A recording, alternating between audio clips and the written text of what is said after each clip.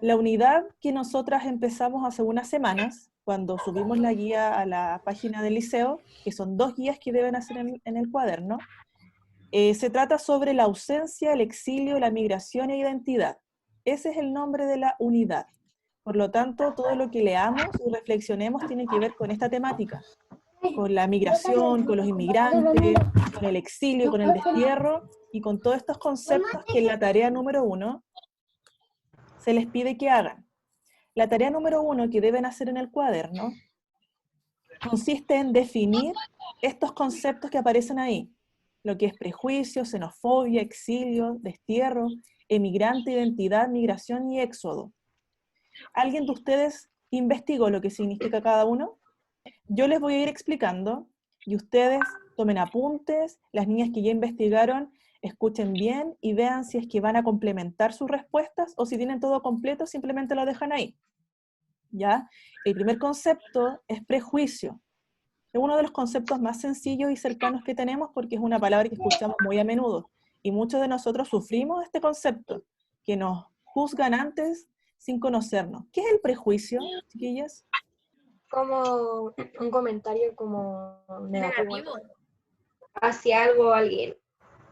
Ya, importante es precisar que son comentarios que se dan en base a ningún conocimiento. O sea, yo tengo una postura o una opinión sobre algo o alguien sin haberlo conocido antes.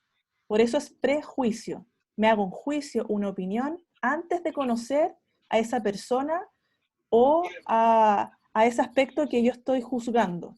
¿Ya? El prejuicio, entonces, es generarse un juicio antes de conocer. La xenofobia es la fobia o el rechazo a los extranjeros. Así es. El exilio es cuando alguien se va de su lugar de origen o desde el lugar donde estaba viviendo. El exilio puede ser voluntario o puede ser que te echen del lugar. Puede ser un autoexilio o un exilio que significa que te echan del lugar. Estas palabras yo las puse en rojo, el exilio, el destierro, inmigrante, inmigración y éxodo, porque son muy parecidos los conceptos y algunas pequeñas especificaciones son las que las diferencian. El destierro también significa que alguien se va del lugar, pero la diferencia con el exilio es que no existe el autodestierro. El destierro requiere de un castigo. Una persona desterrada es que le echaron del lugar. ¿Ya? Por causas políticas. Causas políticas, exacto, muy bien. En cambio, el exilio puede ser voluntario. En cambio, el destierro nunca es voluntario. Esa es la diferencia entre exilio y destierro. ¿Ya? El emigrante es cuando una persona se va del lugar donde está, emigra a otro lugar. En cambio, el inmigrante es aquel que viene de un lugar a otro. Por ejemplo, los venezolanos que han llegado son inmigrantes, porque ellos vienen para acá. En cambio, los chilenos que se van a vivir a Venezuela, que salen de acá, desde acá, son emigrantes, porque de aquí se fueron. ¿Se entiende la diferencia? Sí. Sí, un poco. Inmigrantes los que vienen y emigrantes los que se van. El concepto de identidad, ¿qué es identidad? También es un concepto cercano, igual que prejuicio. Son como los rasgos y características que definen a una persona. Perfecto. Aquellos aspectos que identifican y caracterizan a una persona. Existen hartos tipos de identidad, está la identidad personal, la propia, la que me caracterizan a mí como individuo, y también aquellos rasgos que son de una cultura. La migración es el término más general, porque todos somos migrantes, todos nos trasladamos de un lugar a otro. Eso es migración, el traslado de un lugar a otro. El éxodo es cuando una muchedumbre, incluso un pueblo completo, se traslada de un lugar a otro. O sea, tiene que ver con la cantidad. Cuando es mucho el traslado, se llama éxodo. Esas son las diferencias de un concepto con otro. El exilio que le explicaba, que puede ser voluntario. El destierro, que nunca es voluntario porque te echan por razones políticas. El emigrante es el que se va a otro lugar. El inmigrante, el que viene. La identidad, los rasgos que me caracterizan, Migración, el traslado de un lugar a otro, y el éxodo es el traslado de mucha gente, una muchedumbre, dice la definición. El prejuicio tiene que ver con los juicios que uno asocia a alguien cuando no lo conoce, y la xenofobia, como comentábamos, el rechazo a los extranjeros. ¿Ya? ¿Alguna duda con estos conceptos? No. Perfecto. Ya, luego de esa tarea número 1 viene la tarea número 2. La tarea número 2 consiste en leer este texto, que es una carta al director, y luego responder estas preguntas que aparecen en su libro. ¿Alguien hizo esta tarea? Sí. Yo no entendí la 5. Ya, vamos a revisar una por una entonces. Entonces, necesito que ustedes vayan a su libro. Ahora yo les voy a mostrar el PDF. ¿Lo ven? Sí. Sí, ya, perfecto. Esto es en la página 124, si no me equivoco. 123 el texto y 120. 124 el... Perfecto, mucha razón. Bien, acá está el texto. Lo vamos a ir leyendo y vamos a responder las preguntas en el cuaderno.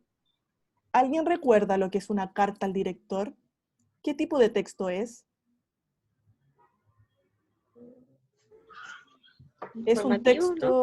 ¿Es un texto informativo o de opinión? De opinión. Exacto. O sea, es un texto periodístico del género de opinión. ¿Ya? Entonces vamos a leer lo que esta persona, que es Clara, opina y le manda esta carta al director para que publique su opinión. Dice así: inmigrantes y refugiados no son lo mismo. A los refugiados, por nuestros valores humanitarios, debemos acogerlos, aunque sea muy difícil darles todo lo que necesitan.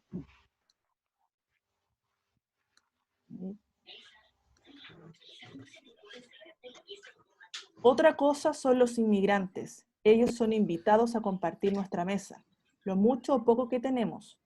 Llegan a nosotros tras una posibilidad de vida mejor. Chicas, hasta ahí. ¿Qué diferencia hay entonces entre los refugiados e inmigrantes? Los refugiados son como... es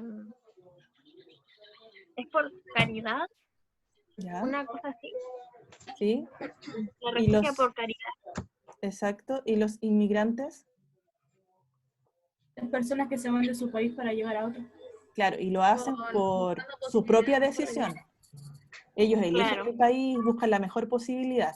En cambio, los refugiados, como dice el nombre, buscan refugio, buscan protección y van donde pueden ir. Y para ellos no es decisión quedarse, porque claro, el lugar donde viven es un lugar de mucho conflicto, muy peligroso. Entonces se vienen a refugiar. No así los inmigrantes. Ellos no necesitan ser protegidos, ni que los salvemos. Ellos necesitan una posibilidad de vida mejor, una vida digna. Eso es lo que nos comenta la autora en el primer párrafo. Luego dice: no debemos librarlos a su suerte ni reservarles campamentos o guetos. El gueto es un barrio marginal, ¿ya? Un barrio indigno, sin condiciones dignas de salud, educación, derechos sociales y trabajo, acorde a las capacidades de cada invitado. Para ser responsables debemos tener razonablemente claro su camino en Chile. No son muebles estacionales en cualquier sitio. Además, para el bien de la inclusión armónica laboral y social de los extranjeros en el país, debemos explicitar fundadamente nuestras carencias en mano de obra calificada, técnicos, profesionales, emprendedores, intelectuales, artistas, identificando sectores y lugares propicios. O sea, aquí la autora nos explica que nosotros como país, como Estado de Chile, tenemos que ser claros qué tipo de profesionales necesitamos para que precisamente lleguen extranjeros a hacer un aporte en esas áreas. Mira, dice: si no tenemos técnicos especializados en perforaciones profundas, sería bueno recibir refuerzos, y si los tuviéramos en modo abundante, sería irracional traer más. No calcular el impacto de las nuevas personas que se incorporarían a nuestras bases laborales sería fomentar problemas a diestra y siniestra. Ciertamente no sería bueno para los viajeros enfrentados en un mercado sectorial saturado, probablemente incursionar en otras labores al azar.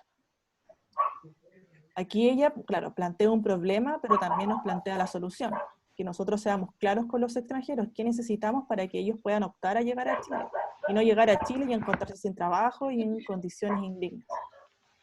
Sigue diciendo ella, no nos sirven las frases demagógicas, o sea, frases políticamente correctas, estratégicas, para manipular a la ciudadanía, que hoy tensionan el debate en la materia entre dos extremos absurdos, puertas despalancadas al que quiera venirse versus puertas clausuradas, prejuiciosamente nacionalistas.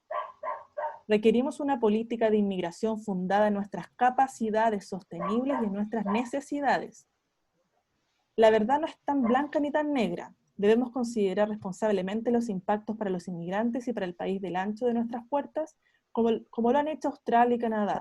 También Chile en el pasado, en episodios parciales fructíferos como la colonización alemana en el sur de Chile, o la traída de numerosos jesuitas técnicos desde Alemania en los siglos XVII y XVIII, que nos legaron importantes aportes en educación, artesanía y oficios.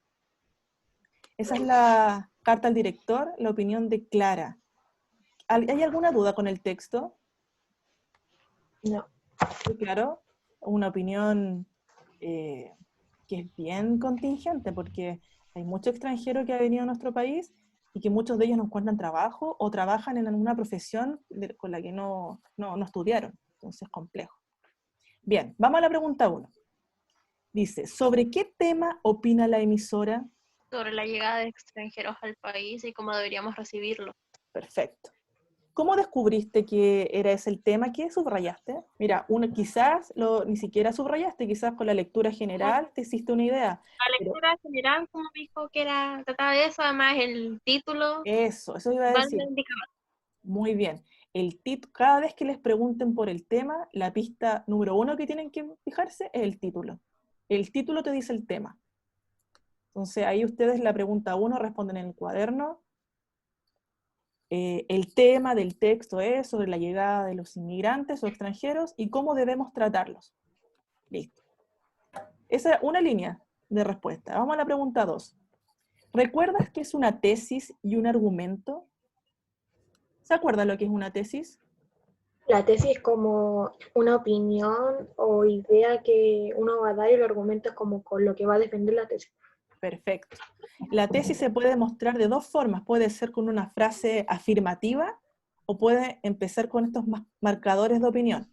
Por ejemplo, puede ser, les voy a decir una tesis. La mujer es la única responsable de la crianza de los hijos. Esa es una tesis, es una perspectiva. No estoy de acuerdo, pero es un tipo de tesis. Otra forma de expresar una tesis es decir, yo creo que, a mi juicio, según mi opinión, no siempre las tesis se van a presentar de forma tan directa. La mayoría de las veces se presenta como una afirmación. ¿Ya? Y es precisamente cómo se presenta en este texto, como una afirmación. ¿Cuál es la opinión de esta autora? ¿Cuál es la tesis? Vamos a volver al texto. ¿Cuál es la tesis? Si yo tuviera que buscarla en el texto, ¿dónde está la tesis? Debería ser lo primero, ¿no? Exacto. Mira, no siempre aparece de inmediato, pero en este caso sí, tienes toda la razón, aparece en las primeras líneas. ¿Dónde? ¿Hasta dónde? inmigrantes, ¿no? ¿De? No. No, partir la mesa, lo que mucho mejor. Llegando a la posibilidad de mejor, posibilidad de vida mejor. Sí, tienes. Esa es la tesis. Las primeras líneas. Es lo que opina. Y todo lo que viene hacia abajo son los argumentos. O sea, aquí les pide que ustedes escriban la tesis, la pueden resumir, no tiene que ser textual, puede ser resumida. O la pueden escribir lo que sale ahí. Y luego les pide que seleccionen solo un argumento. Aquí entrega hartos argumentos. ¿Qué argumentos? Díganme uno que podemos seleccionar. Yo puse uno, pero súper largo igual. ¿Funciona? Sí, a ver, dale. Para el bien de la inclusión armónica, laboral y social de los extranjeros en el país, debemos explicitar fundadamente nuestras carencias en mano de obras calificadas, técnicos, profesionales, emprendedores, intelectuales, artistas, identificando sectores y lugares propicios. No sé si está bien, pero... Sí, sí, está muy bien. Ese es uno de los argumentos. Aparecen muchos más. La idea es que ustedes seleccionen uno y lo escriban en su cuaderno. ¿Ya? Ese está muy bien. Entonces, escribe la tesis, que la puede resumir con sus propias palabras, son las primeras 4 o 5 líneas, y un argumento que puede ser el que dijo la compañera u otro que usted seleccione. Luego en la pregunta 3, dice, ¿te convenció el punto de vista desarrollado por la emisora? Identifica los elementos del texto que lograron convencerte, o bien aquellos que no lograron hacerlo. Luego comenta tu evaluación con tu compañera que estamos de esta videollamada. La opinión de esta emisora, ¿las convenció? La verdad es que cuando yo leí este texto, también estuve muy de acuerdo con lo que se menciona, porque hay una política de Estado que no se ha llevado a cabo. No se han hecho cargo de cómo recibimos a los inmigrantes. Entonces, una forma, un argumento que da ella, claro, es dejar en claro qué necesitamos nosotros. Entonces, así ellos vienen a la segura, con un puesto laboral de su área. Si yo, chilena, quiero ir a vivir a otro lugar, veo qué lugar, por ejemplo, quiero ir a Europa, ya, parece que en España necesitan profesoras de lenguaje. Entonces, o en, no sé, en Portugal, los ingenieros. Me voy a ir, obviamente, a España, porque ellos dan a conocer claramente qué profesionales y qué necesitan. Chile no ha hecho eso. Entonces, la opinión que entrega ella me parece, a mí, muy bien. Y si tuviera que responder a esta pregunta, pondría que ese argumento fue el que más me convenció. ¿Ustedes qué otro argumento encuentran que estuvo bueno? Dice que no calcular el impacto de las nuevas personas que se incorporarían a nuestras bases laborales sería fomentar problemas a diestras y siniestras. Exacto. Una cosa así. Sí, porque vendrían acá mucha gente y no encontraría trabajo, y es lo que ha pasado. Es lo que ha pasado. Mucha gente profesional, por Pero- ejemplo, trabaja en Uber y su expertise es en otra área, entonces, dígame. Es que eso pasa más porque en Chile y en varios países, o sea, cada país tiene como sus, ¿cómo se llama? Sus profesiones. Por ejemplo, si yo soy profesora aquí en Chile, yo no soy profesora allá en Argentina, porque ellos tienen otro tipo de educación y como otra forma de enseñar. Lo mismo que pasa con el tema del abogado. Entonces no se va, no equivale al lugar donde voy según mi profesión en mi país natal.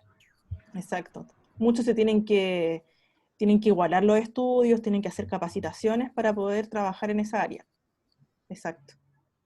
Entonces, claro, mira, tú podrías poner que no te convenció tanto porque no consideró ese aspecto. Bien, acá hay una opinión distinta al resto. Perfecto, súper bien. Me encanta que hayan opiniones distintas, unas que están totalmente de acuerdo, y aquí la Cata que dice, oye, pero está bien lo que tú dices, pero te faltó considerar el aspecto de la validación de título, que es un tema en todos Hay los países. una noticia que decía que, no sé, una médica profesional aquí en Chile no podía hacer nada en otro país porque no se validaba su título. Claro. Entonces, Para validar estudio aquí en Chile también es súper caro. Además, pues, sí, aquí en Chile En ustedes otros saben, países también. sí, pues la educación aquí es muy cara, hay un negocio en educación. Bien, entonces, ahí ustedes escriben de forma personal si las convenció o no lo que dice ella. Y eligen el argumento que más las convence, el más consistente para ustedes. Después la pregunta 4 dice, ¿crees, como la emisora, que algunos chilenos son prejuiciosos? O sea, que juzgan a los demás sin conocerlos, con los extranjeros. O sea, solamente por ser extranjero yo ya tengo una opinión. ¿Somos así? ¿Piensas eso? ¿Piensan eso? sí, hay gente No, que sí. sí, algunos chilenos se pasan, de hecho. Ustedes dicen que sí. O sea, los chilenos somos prejuiciosos con los extranjeros. Sí, Sí. La mayoría. La la mayoría, gran ¿cierto? mayoría sí. Ya, dice, fundamenta tu opinión. ¿Por qué dicen eso? ¿Lo han vivido? ¿Lo han visto? Yo lo he Sí, visto. lo hemos visto. Yo Por he- ejemplo, sí, en Yo la he calle, en acompañado, el metro, sí, o en los metros. yo acompañé a mi mamá a comprar a La Vega y ahí como que hay muchos haitianos así como comprando la cuestión. Pues. Entonces los vendedores, por ejemplo, llega un haitiano en los primeros, lo tiene de lo último, o los trata mal, o le dice como, no sé, que anda ya apurado la cuestión, y después como, no sé, lo pasan a llevar y le dicen como, córrete, y empiezan a decir puras cosas. Pues. Entonces... También dicen, por ejemplo, cuando ven a un haitiano trabajando, dicen como, si este nos viene a quitar el trabajo, típica frase que dicen, o que dicen ellos ganan más que nosotros somos nacionales del país, entonces, Oye, cuando viene un extranjero europeo alto de ojos azules, no es lo mismo, como que dicen como, oh, él es buena persona, la cuestión, pero puede andar corbata y terno y puede ser otra persona. claro, o sea, hay un prejuicio Sí, pues. para ambos tipos de extranjeros. O sea, Dicen, pensamos que un europeo de ojos azules es bueno sin conocerlo. Entonces, hay prejuicios por eso. ¿Ya? Entonces usted ahí escribe, fundamenta porque yo lo he visto cuando salí con mi mamá, veo cómo discriminan a las personas más morenas, solamente por el hecho de ser distintos. Se dejan llevar por el aspecto físico de la persona Exacto. que tienen enfrente. De hecho, lo hemos... Dale, ¿quién iba a hablar? Yo. Los extranjeros son más esforzados para su trabajo que los chilenos en ciertos ámbitos son más flojos. Ya.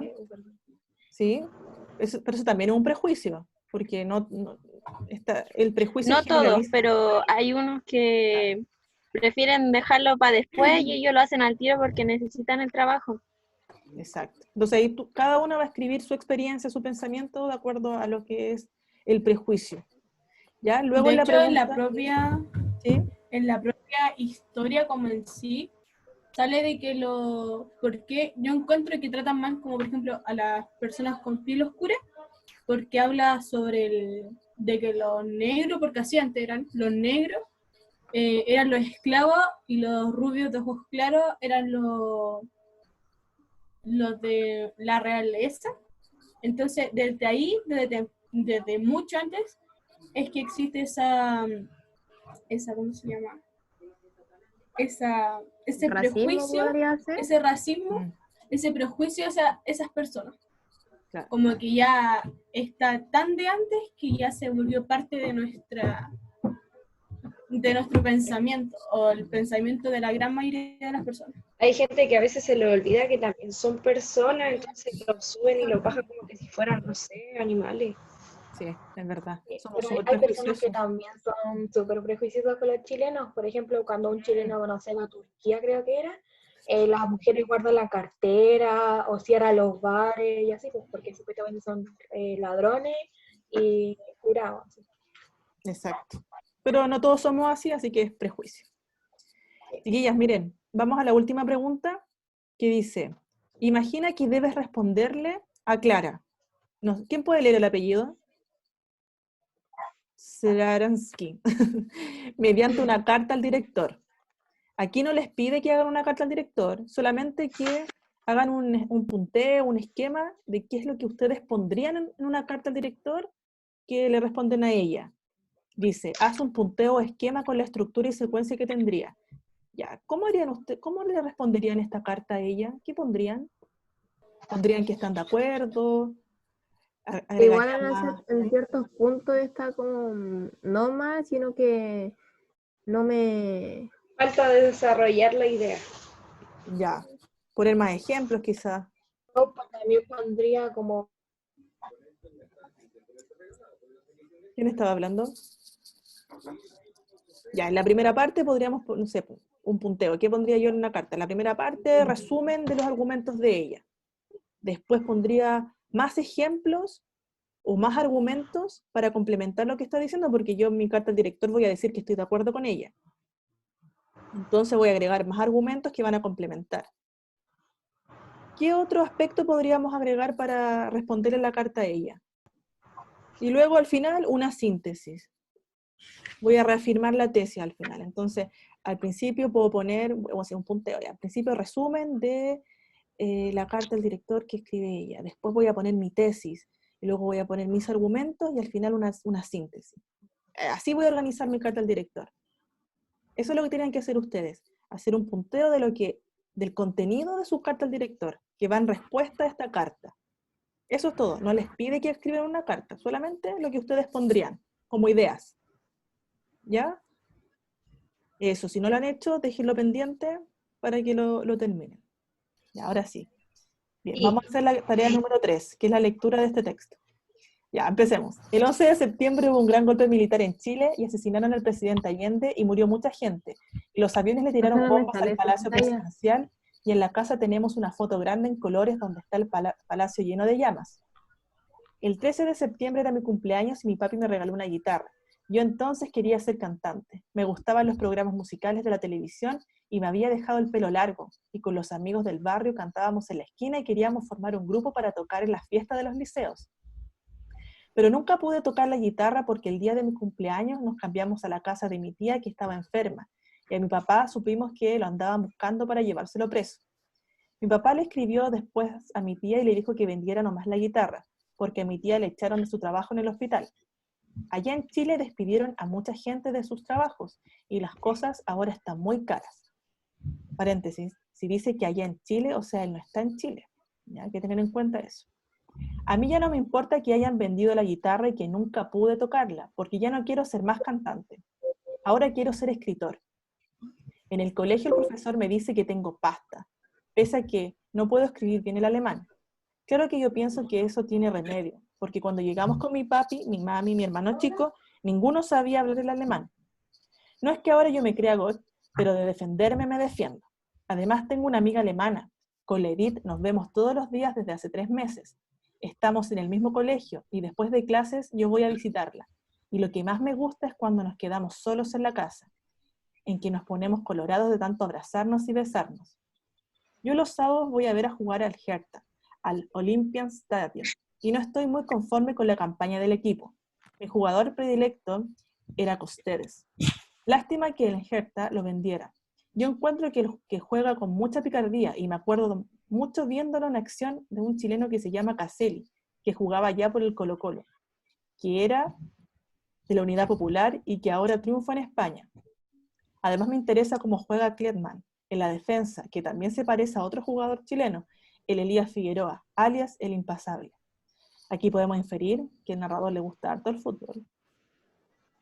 Me gusta mucho cuando el Hertha gana y me da pena cuando pierde, pero no soy de los fanáticos que van al estadio con bandera y trompetas y que se colocan la camiseta del Hertha. En mi familia todos somos del Hertha. Mi papi está convencido que un gobierno como el de la Junta Militar chilena tiene que caer muy luego, porque nadie en el mundo los quiere y la gente allá sufre mucho. En esta parte, chiquillas, aparece la posición política de la familia del narrador.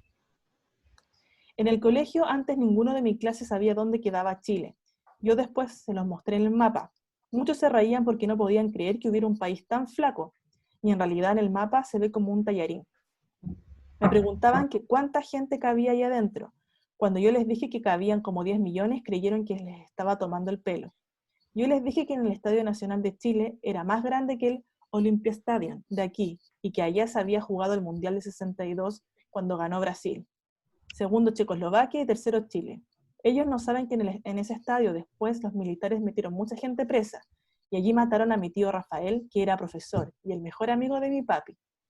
Yo nunca ando contando estas cosas porque no me gusta que la gente se ponga triste. Ahora Brasil ya no es el mejor equipo del mundo, sino Argentina. Yo les mando postales a mis amigos de allá con las fotos de Mayer y Beckenbauer. Al comienzo no nos acostumbrábamos para nada. Mi papá y mi mami no tenían trabajo, mi hermano chico se enfermó con mucha fiebre por el cambio de clima y vivíamos en una pieza los 4, en el departamento de un amigo alemán que había estado en Chile. Mi mami era la que más sufría porque allá teníamos una casita con patio y ñuñoa con hartas piezas, y cada uno tenía un lugar para hacer lo que quería. A mí el que más me molesta es mi hermano chico, que entiende poco alemán y cada vez que vemos la televisión me pregunta cada rato qué está pasando, y yo me pongo a traducirle y entonces no oigo yo a los actores y mi hermano me sigue jodiendo con que le explique, hasta que le tengo que pegarle un coscorrón y se pone a llorar. Y mi mamá me pega un coscorrón a mí, y se pone de mal humor, y reta a mi papá, y el viejo estaba cansado porque venía de buscar trabajo. Y mi mamá salía con que no podía seguir así, que ella se iba a Chile, que no tenía nada que hacer aquí, y mi papá se iba a acostar sin comer. Aquí en invierno oscurece muy temprano. Cuando salimos de la escuela con Edith en diciembre ya casi no hay luz. A nosotros nos conviene bastante eso. Siempre sabemos dónde hay algunos lugares más o menos oscuros para meternos un ratito. En Chile las noches cortas. Hay más pájaros que en Berlín, una cordillera muy linda que siempre tiene nieve en la punta. Hay muchos insectos, perros sueltos y moscas. Aquí en Alemania se ven muy pocas moscas, la gente es muy higiénica. Yo fui el primero en aprender alemán de mi familia, y cada vez que sonaba el teléfono, mi papá me iba a buscar para que yo atendiera. A veces cuando yo no estaba en la casa, el papi y la mami dejaban que el teléfono sonara nomás, porque les daba vergüenza levantarlo. Y cuando yo llegaba a la casa me retaban porque no había estado cuando sonó el teléfono. Ahora dejamos que suene todo el tiempo que quiera, pero los primeros meses dependía del teléfono que comiéramos. Resulta que el papi y la mami se habían conseguido un trabajo enseñando español, clases particulares. Como los dos son profesores, no les cuesta nada enseñar. Yo les anotaba en la libreta la dirección de los alumnos y escribía el día en que querían clases. En el colegio al comienzo no tuve amigos. En los recreos me juntaba con mi hermano chico y nos dedicábamos a comer el sándwich y a tomar el sol contra la pared. Eso es otra cosa que soy, el mejor tomador de sol del mundo. Tal vez porque paso resfriado y muerto de frío. En Chile me decían el lagarto. Yo y el sol, íntimos. Aquí en la escuela no dan nada de leche en el recreo, porque los niños se alimentan bien en la casa. Allá en Chile había muchos niños que se morían de hambre, y cuando vino Allende ordenó que todos los niños de Chile se les diera medio litro de leche por día. Y eso fue muy bueno porque dejaron de morirse. Aquí los niños no saben lo que es un país pobre, pobre. No han visto nunca una casa hecha con cartón y latas. A mí no me creen que se venían abajo cuando había viento fuerte o lluvia. Además, allá en Chile hay muchos terremotos. Aquí no se conocen los terremotos. Un día fuimos en el Hinging, el Carl y el Peter a la Kudam a ver la película Terremoto.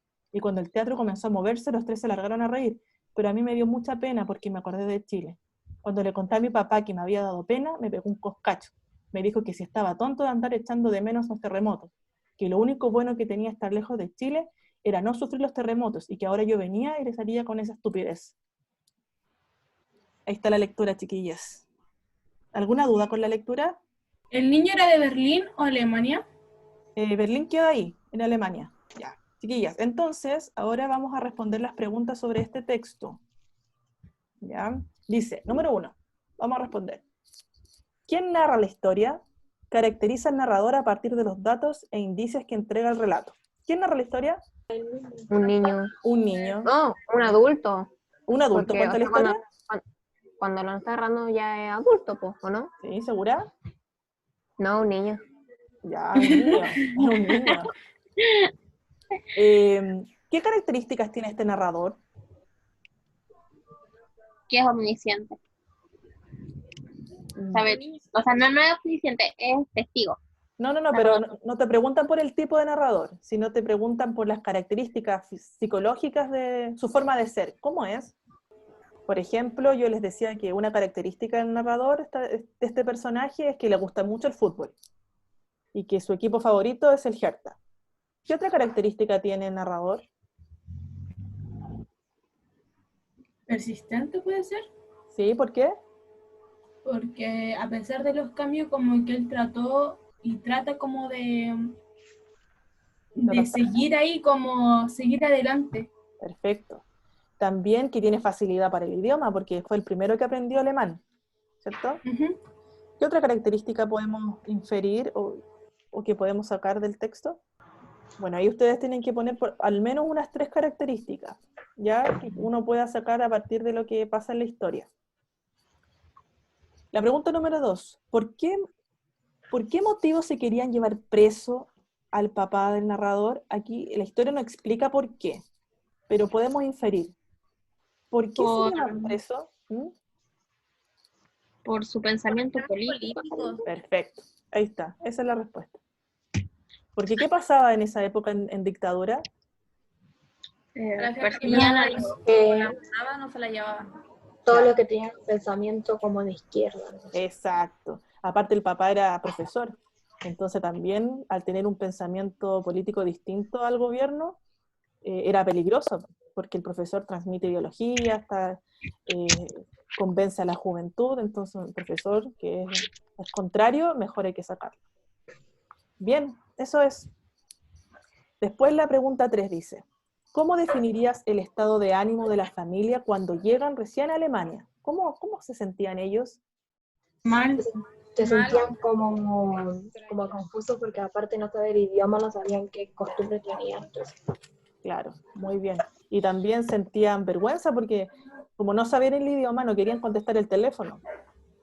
Entonces, me imagino que también se habrán de sentir como desamparados, exacto. como solo ser el mundo. Sí, de todas maneras.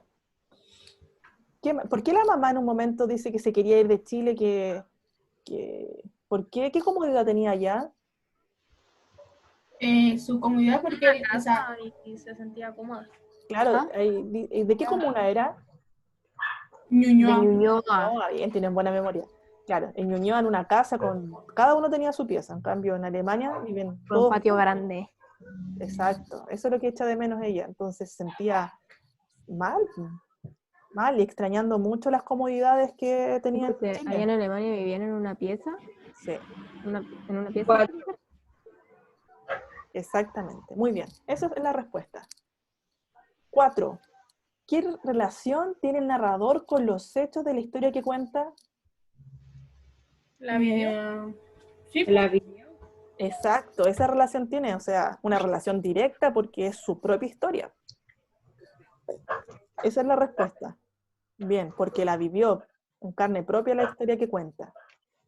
Lo que acaba de decir la compañera. Luego la pregunta 5, dígame. que a mí me salen 4 preguntas solamente en el libro. ¿No te parece esta número 5? No, o sea, me aparece la 5, pero no me aparece la 4. Ya. No, pero no te preocupes. Fíjate en la que aparece acá y luego cuando yo te envíe la clase, tú la transcribes para que tengamos todo lo mismo. Luego la pregunta 5 dice, ¿por qué motivos creen ustedes, Antonio Skármeta y otro autor, se habrán interesado en el tema del exilio? ¿Por qué creen que Skármeta se interesa en este tema del exilio?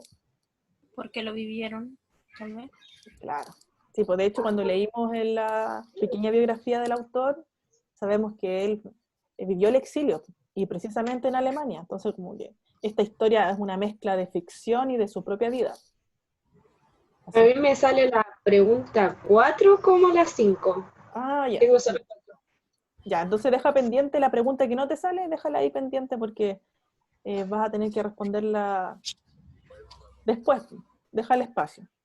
Aunque ya la respuesta la tienes porque la conversamos. Así que Sí. empieza a escribirla o escribe las ideas y luego ya, después de la clase, la termina. Esas son las preguntas, chiquillas, del texto. ¿Tienen alguna duda? No. ¿Todo clarito? Profe, ¿por qué acá dice argumentando con ejemplo? ¿Tengo que sacar cosas del texto acá al cuaderno? No, lo que conversábamos, por ejemplo, ¿por qué motivo ya?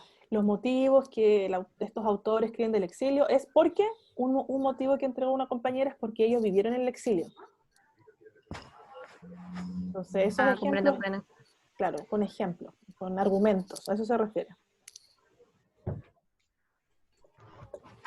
Y cuando más arriba les dice, caracteriza al narrador, no sé, a partir de los datos e indicios, tiene que ver con ejemplos concretos del texto. ¿En qué parte del texto te da la pista, por ejemplo, si yo digo que es violento? Porque dice que le pegó un coscacho al hermano porque no quería seguir traduciendo. Entonces esa es una pista, un indicio, un dato que a mí me da para poder responder. Entonces aquí dice, menciona los datos. Aquí también tengo que mencionar de dónde saqué para poder decir lo que estoy diciendo. Siempre justificando, argumentando, dando ejemplos del texto. Lo que hacemos siempre en clase, yo siempre les digo, de al menos 2 ejemplos, 2 argumentos del texto. Siempre les van a pedir eso el lenguaje. Chiquillas, luego la tarea siguiente consiste en leer un último texto, que es una columna de opinión. Ya la vamos a leer y vamos a contestar las preguntas, que son aproximadamente unas 6, 7 preguntas breves. ¿Ya? Es la última parte de la tarea, no, es la penúltima parte, porque la última tiene que ver con la tarea número 4. La guía que están en la página web, ¿las descargaron ustedes?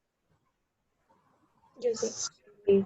Lo importante es que descarguen esas guías porque ahí se les explica bien las tareas que hay que desarrollar. Profe, Dígame. y habían dicho que van a revisar supuestamente las tareas a la vuelta de clases, pero Exacto. dudo que volvamos a clase.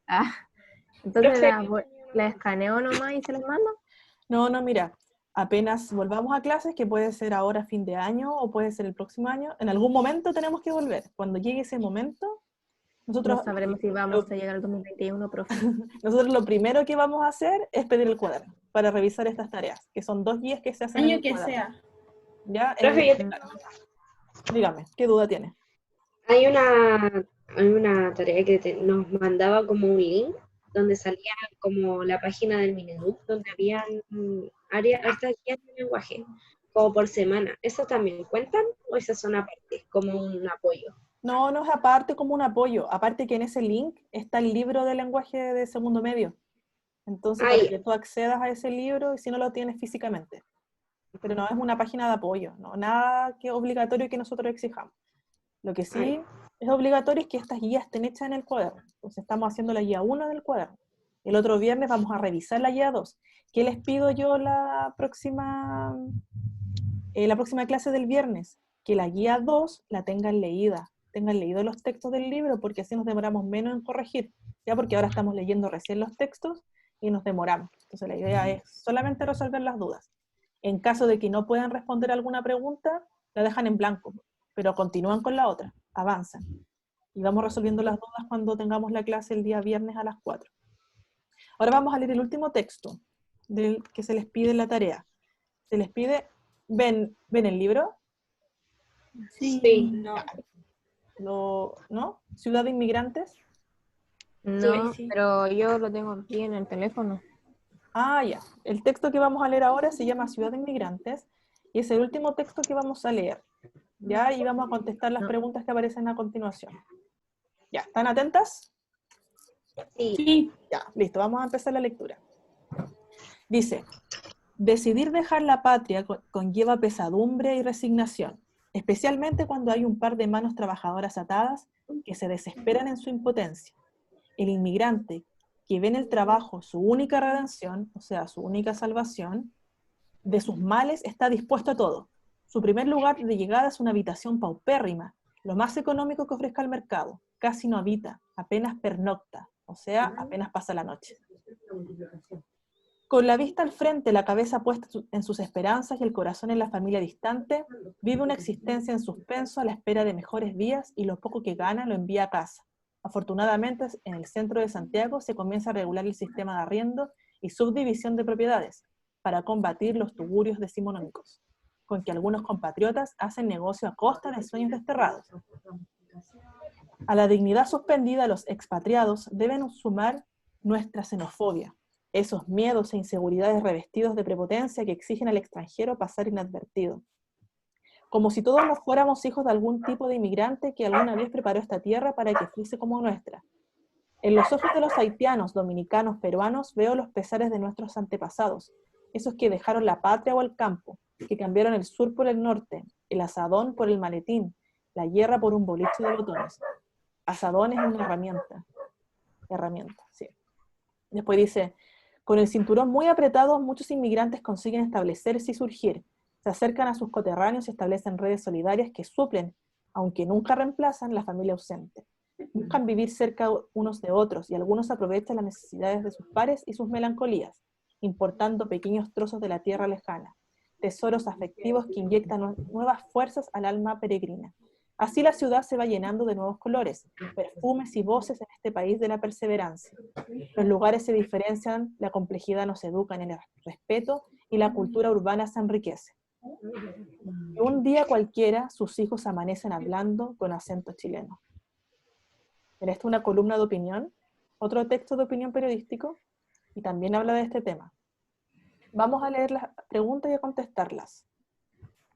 Chiquillas, dice, compara con tu compañero o compañera las definiciones que escribiste en la página 159.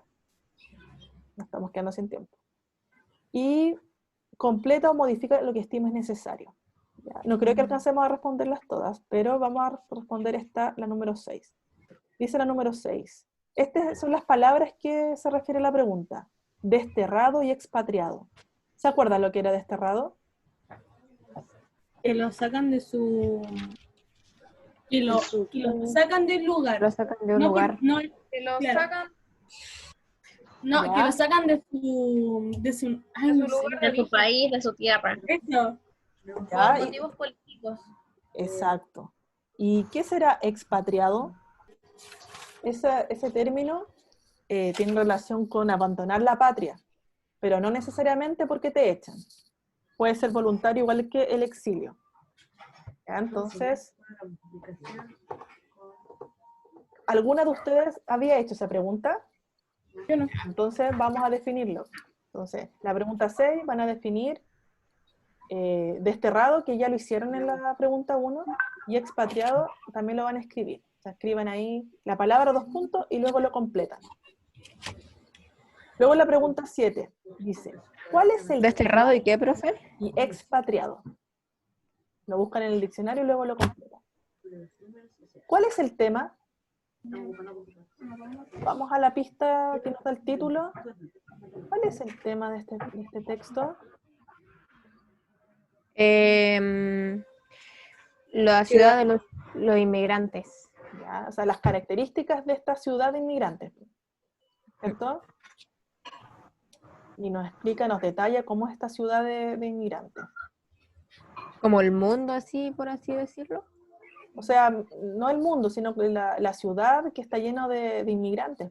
Aquí sale que es una ciudad que está llena de colores, de perfumes, de mucha perseverancia, de personas que buscan establecerse y surgir, que buscan también establecer lazos, que muchos de ellos apenas viven, apenas pernoctan en las casas, y que ven sus trabajos la única forma de salvarse y de mandar dinero a su hogar.